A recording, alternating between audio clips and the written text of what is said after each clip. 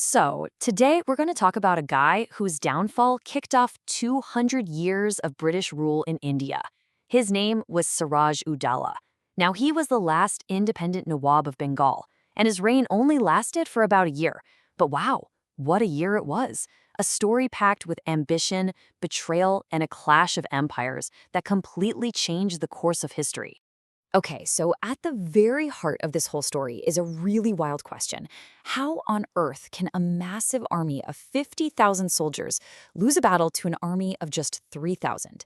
Now, that's not a riddle, it's the central mystery of the Battle of Plassey. And spoiler alert, the answer has almost nothing to do with military genius and everything to do with a massive, devastating conspiracy. I mean, you can't overstate how high the stakes were here. When Siraj ud-Daulah was defeated, it allowed the East India Company to get its hooks into Bengal, which was the richest province in the entire subcontinent. This wasn't just one battle. No, this was the moment, the tipping point that basically opened the floodgates for the British Raj. So here's our game plan for today. We'll start with Siraj's rise to what was a very dangerous throne. Then we'll get into his head-on collision with the East India Company. We'll unpack the infamous black hole controversy, uncover the conspiracy at Plassey, witness the so-called traitor's victory, and finally, we'll try to make sense of his complicated and contested legacy. All right, first up, a prince's perilous throne. You gotta understand, back in the mid-18th century, Bengal was basically the economic engine of India. I'm talking so rich, its economy was on par with France. It was literally called the Paradise of Nations. And a very, very young man was about to inherit the whole thing. So Siraj was pretty much born with a silver spoon in his mouth. He was the favorite grandson of the Nawab, Ali Khan. Since Ali didn't have any sons, he basically groomed Siraj to take over, even taking him on military campaigns when he was just a teenager. Now, that gave him a taste of what it's like to be in command, but that kind of experience can't really prepare you for the snake pit of politics that was waiting for him. And in 1756, at just 23 years old, the richest province in India was all his. So who was this guy really? Well, history gives us two totally conflicting stories. For many people in India and Bangladesh, he's a tragic patriot, right? The first hero to stand up to the British, only to be taken down by betrayal. But then, you have the other side of the coin, the British colonial accounts. They paint a completely different picture of a cruel, arrogant, hot-headed tyrant who was totally unfit to rule. Understanding these two versions is key to understanding the man. Yeah, his reign got off to a really rocky start. Inside his own court, it was basically a viper's nest. His own aunt, a powerful woman named Ghassidi Begum, was plotting against him. And, even more importantly, some of the most powerful people in his government, like his own commander-in-chief, Mir Jafar, and the incredibly wealthy Jagat Set bankers, they all had it out for him. And these weren't just some rich guys. The Jagat Sets were basically the bankers of the entire region. When they turned on him, the money itself turned on him. So, with things being so messy at home, Siraj had to turn his attention to this growing threat from the outside, the British East India Company. And, well, you can probably guess what happened next. A major collision was coming. Now, this clash wasn't just out of the blue. Siraj had some very real, very legitimate complaints.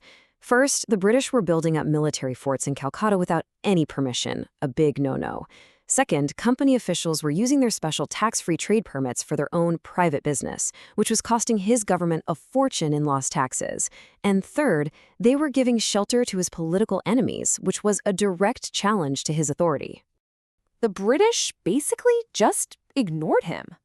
So Siraj decided to make a big move. He marched his army straight to Calcutta and, pretty quickly, captured Fort William. It was a bold move, a way to show everyone he was in charge.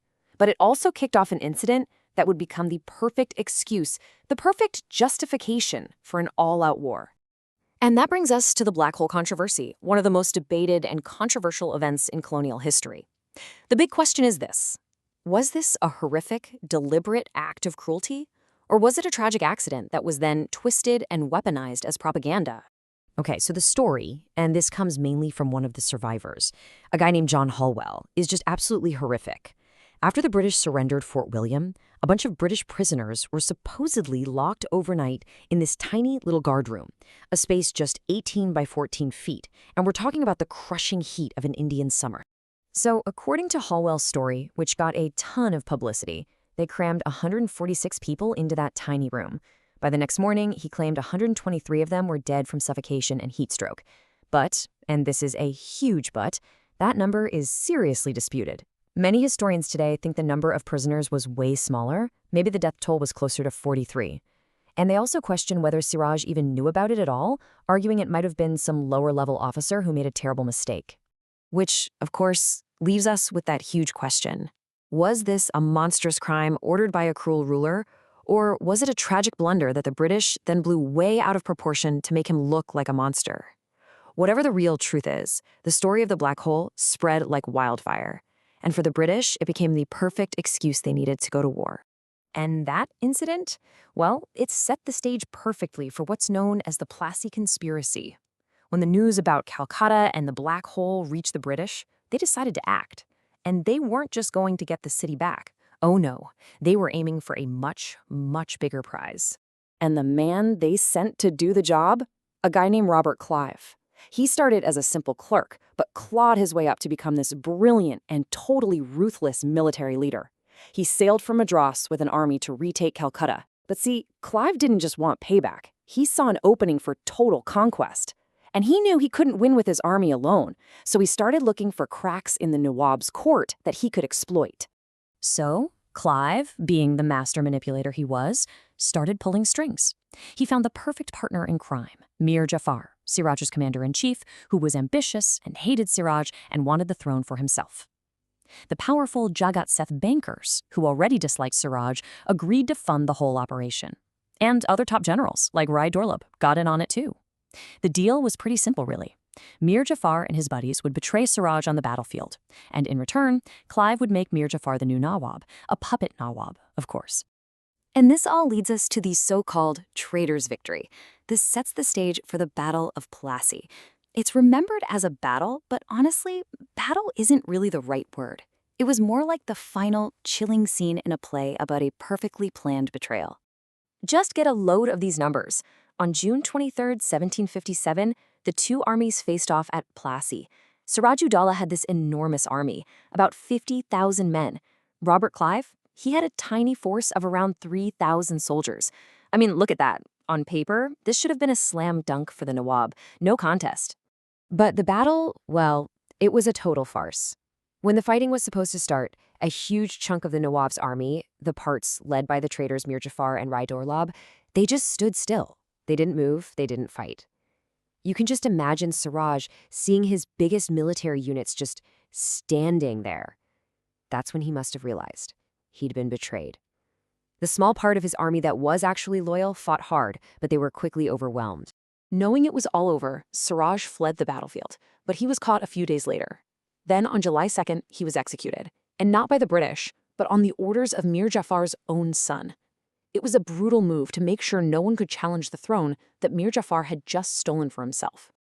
And all of this brings us to his legacy, which is, well, it's complicated. How are we supposed to remember Siraj ud-Daulah?